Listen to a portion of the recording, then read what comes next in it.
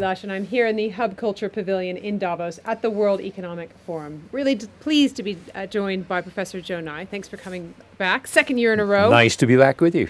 Now, I know you've just gotten back from China. We spoke about China last year. Tell me how the temperature felt in China compared with your time last year. From outside, from the point of view of Chinese relations with its neighbors and with the Americans, the temperature's a little lower, a little less sense of crisis.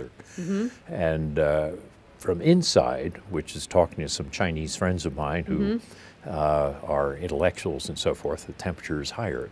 They feel they have to be careful what they say.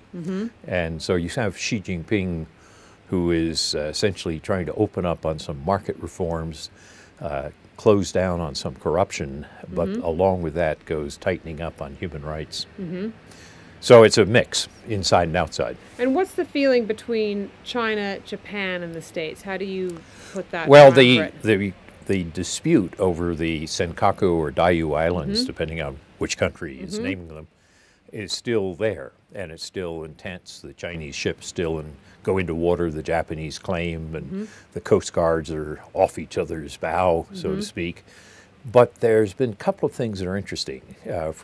If you look at Xi Jinping's meeting with Prime Minister Abe at the APEC summit, where the Chinese previously had resisted any high-level meetings, that's a good sign. And there are also probably equally important low-level meetings of officials trying to make sure no accidents occur in these close encounters in the East China Sea. Because last year that was definitely a problem. We had the issue with the fishing boats. That's right. No, it's been very tricky, and after the original incidents, when Hillary Clinton was still Secretary of State, she sent me and some other former government officials to call on the prime ministers of both Japan and China and to say, calm it, cool it. We don't want to see a crisis in this. I don't think you have that same sense of urgency right now, and that's a good thing. There's always a kind of question about nationalism, and I'm interested to hear your thoughts about what happens if Chinese growth starts to slow. Well, the Chinese Communist Party, which is really not communist anymore, the joke is that it's market-Leninist, is reliant on a high rate of economic growth and nationalism for its legitimacy. The danger is if the growth goes down, which it is, they may have to raise the temperature on the nationalism. So far, it doesn't seem like that's happening, but it's something we want to keep a close eye on. And what's your thought just on the kind of internal issues and the human rights of some of your Chinese friends? What were they noticing was happening? Well, as you're clamping down on corruption, you're making a lot of people scared.